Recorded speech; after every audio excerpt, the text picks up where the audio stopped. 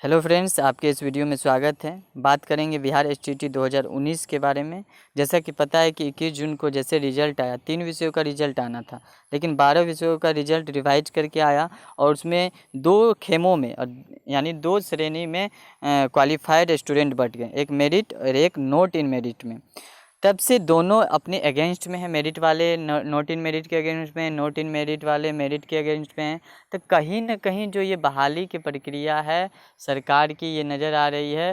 फूट डालो राज करो वाली नीति अपना रही है सरकार। देखते हैं आगे क्या है, कोर्ट का रुख क्या है और होना क्या चाहिए। इस वीडियो में कोर्ट की जो मंशा है वो भी कहीं ना कहीं हल्का संकेत मिल रही है, तो आप बने रहिए। देखते हैं मेरिट वालों को क्या मांगे और नॉट इन मेरिट वालों को क्या मांगे।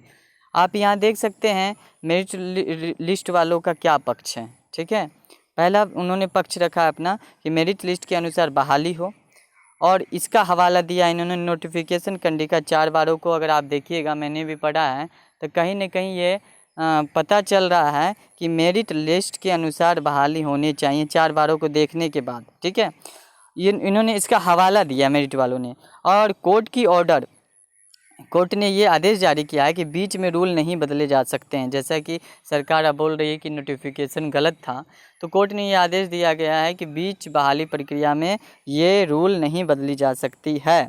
और मेरिट लिस्ट वालों का कहना है कि पात्रता परीक्षा नहीं है। ये सरकार के तरफ से बार बार ये बात कही जा रही है कि पात्रता परीक्षा है, पात्रता परीक्षा, जबकि नोटिफिकेशन में कहीं जिक्र नहीं है। सीट के अकॉर्डिंग ये नोटिफिकेशन आया था। दोस्तों बताते चले, आज तक जितने भी आप कॉम्पिटिशन एग्ज़ाम दिए होंगे या जानकारी रखते होंगे, सीट नोटिफिकेशन में क्लियर रहती है और उसी के अकॉर्डिंग एग्ज़ाम का रिजल्ट भी आता है। लेकिन यहाँ सरकार के नुमाइंदे हैं, वो पूरा खेल ही पलट दिए, पूरा पासा ही पलट दिए, कह रहे हैं कि नोटिफिकेशन ही गलत है। आप सोच सकते हैं कि नोटिफिकेशन का गलत होना, क्या सरकार अपना विश्वास नहीं खो रही है?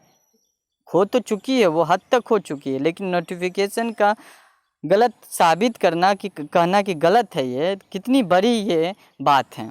अब देखते हैं कि merit list, not in merit list वालों को मांग क्या थी। आपने देख लिया मेरिट लिस्ट वालों को क्या मांग थी। उन्होंने बोला है कि नोटिफिकेशन कंडिका 4/12 के अनुसार मेरिट लिस्ट के अनुसार बहाली हो। कोर्ट की ऑर्डर है कि बीच में रूल नहीं बदले जा सकते। और मेरिट लिस्ट वालों को कहना है कि पात्रता परीक्षा नहीं है। उन्होंने दोनों चीज़ को, मेरिट लिस्ट वाले भी और नॉट इन मेरिट लिस्ट वाले भी, नोटिफिकेशन को आधार बनाया है। देखते हैं आगे के वीडियो में कि नॉट इन मेरिट लिस्ट वाले ने नोटिफिकेशन के आधार पर क्या मांग रखी है। यहाँ पे आप देख सकते हैं नॉट इन मेरिट लिस्ट वालों का पक्ष क्या है कि 2 श्रेणी में रिजल्ट कैसे हुआ। ये सरकार को बताना पड़ेगा कि क्वालिफाइड स्टूडेंट जो थे, सभी सफल अभ्यर्थी थे, अचानक 2 श्रेणी में रिजल्ट कैसे जारी हो गया, सीट से ज़्यादा रिजल्ट कैसे हुई, ये भी बताना बहुत ज़रूरी है। जबकि सीट जो थी 37,000 कुछ थी, उससे ज़्यादा रिजल्ट यानी 80,000 अभ्यर्थी सफल कैसे हुए? क्या इसमें कुछ बात है, कुछ गड़बड़ है?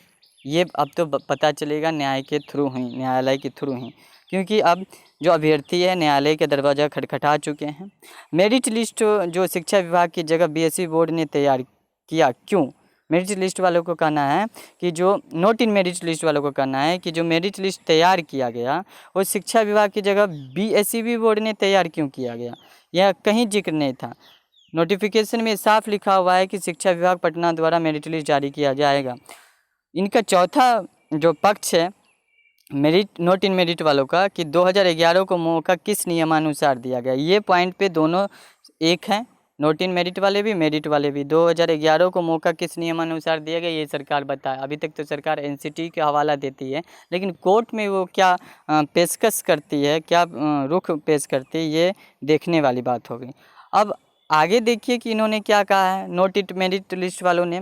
इन्होंने कहा है, जो नॉट इन मेरिट लिस्ट वाले हैं, उन्होंने कहा है कि जबकि 12 मार्च को शिक्षा मंत्री के साथ साथ प्रधान सचिव और प्रेस रिलीज में भी कहा गया बीएसईबी का कि 15.87 अभ्यर्थी सफल हैं, यानी 24,599 अभ्यर्थी सफल थे 12 मार्च के जो रिजल्ट आया था।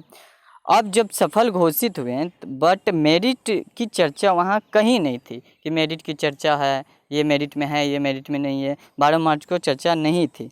उसके बाद आप देख सकते हैं मार्च से अप्रैल हुआ, मई हुआ, जून हुआ, ठीक 3 महीने तक इन्होंने कुछ नहीं कहा। 21 जून को अचानक आता है कि 2 खेमों में रिजल्ट बँट गया है, मेरिट इन लिस्ट और नॉट इन मेरिट लिस्ट।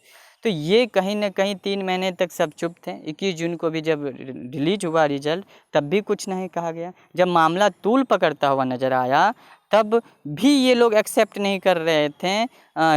पत्रकारों के सवालों के जवाब देने में ये चिड़चिड़ा जाते थे, इरिटेट हो जाते थे। और अब कहा जा रहा है संजय सर के द्वारा, जैसा कि आपको पता है कि संदीप सर, जो संदीप सौरभ है पालीगंज के विधायक, उन्होंने ये मिले हैं उनसे और उन्होंने कहीं ना कहीं बोला कि नोटिफिकेशन गलत है। यानी अब नोटिफिकेशन को ही गलत दिया जा रहा है। कितनी बड़ी बात है। क्या अब सरकार की कोई भी वैकेंसी आएगी तो नोटिफिकेशन पे अब विश्वास किया जाएगा?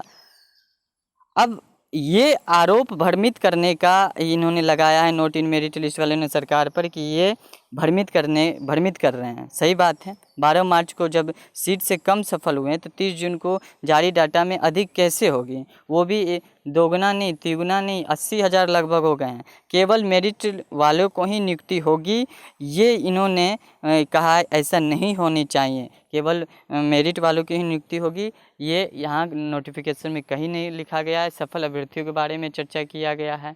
अगर मेरिट लिस्ट ही बनाना था तो जो कट ऑफ जारी करते उस कट ऑफ में के अंदर जो भी आता उसको नौकरी देते। लेकिन यहाँ कहीं न कहीं सरकार अपने व्यवस्था को ठीक ढंग से नहीं रख पाई।